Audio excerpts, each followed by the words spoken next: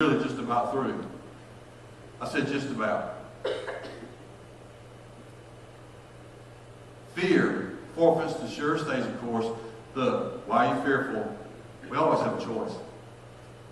I've heard people say, I ain't got a choice. Yeah, you do. I learned a long time ago, no matter what comes your way, you've got a choice. No matter what, you always have a choice. It's when you begin to listen to the lie of the enemy that says, I have no choice. I'll sit there and counsel people who go, I don't have a choice. I'm just doing what I can. I don't have a choice. I go, yeah, you do. It's amazing to me how I can take out a piece of paper and I can say, okay, let's talk. And I go, here's what I'll do. Y'all need to do this for yourself too. Do it for yourself. I'll say, make 2 columns. You don't have a choice? Make 2 columns. In the 2 columns, first put what I can do, and then put down what I can't do. God has to do it. What I can do and what only God can do. Write them side by side. And I want you to go down and think about your problem. And I want you to put down number 1, I can, or what's your problem? Here's your problem at the top of the page. Whatever the problem is, it's on my job. Well, what can I do? I can do this and this. What I cannot do, I have to give to God. I can do this. What I cannot do, I give to God. And the problem is, many times, if you'll watch, the reason that you're full of fear is because you're trying to do the things in the column that only God can do. And I'm telling you, I'm not God. I learned a long time ago, I'm not God. If I can't fix it, then I don't need to be trying. I need to let God handle it. And when God's handling it, I need to step out of the way. You always have a choice. Always. And it's when you don't think you have a choice is when the problems occur. So watch this now. Here's David. He shows it 2 ways. Psalm 55, oh, that I had wings like a dove that I fly away. You know, a dove is, although it's a sign of peace, God uses a sign of peace in the Bible. You know, also a dove is one of the scariest little animals there is. A dove, when the storm comes, a dove has to find shelter immediately because a dove can be blown off a course.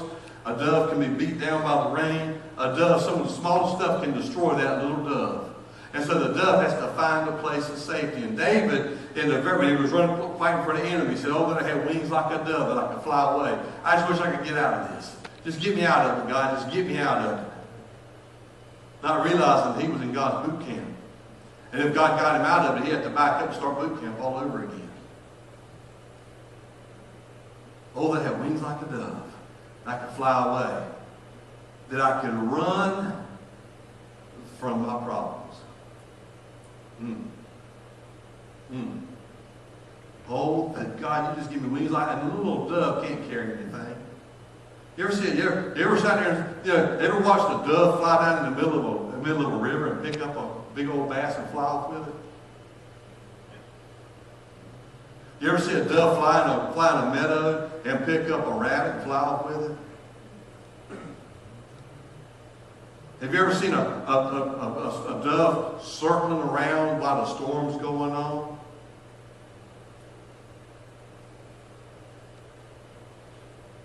Dove's not made for that. And David says, I just want to be like a dove. Just get me out of this.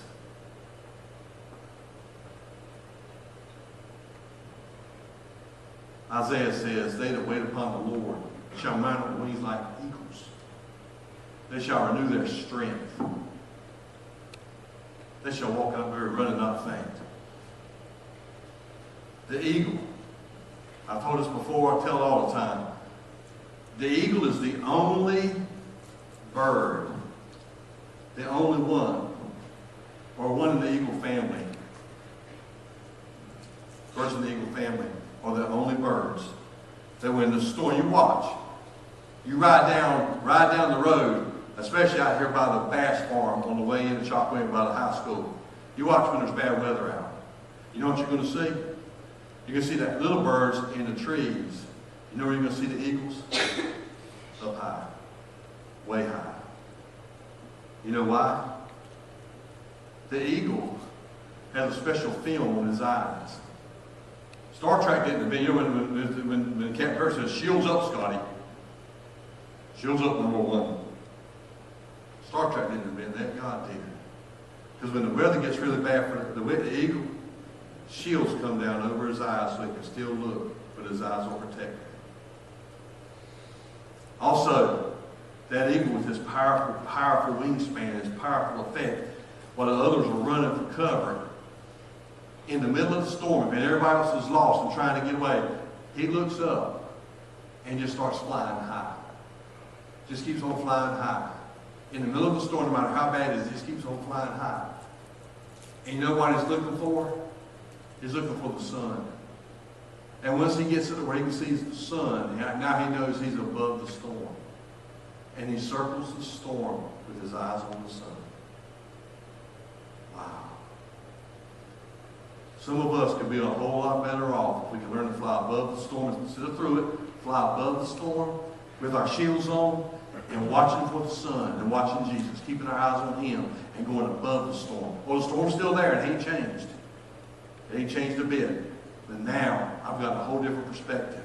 I'm looking down at the storm. I'm not looking around being beat up by the storm. I'm looking down at it. And I'm in the safety of Jesus' hands. Wow. Why so fearful, ye of little faith? Do you see? BJ, y'all come on up here.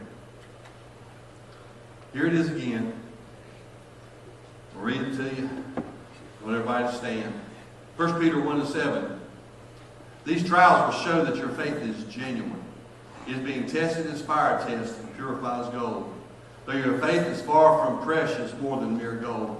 So when your faith remains strong through many trials, it will bring you much praise and glory and honor on the day when Jesus Christ is revealed to the whole world.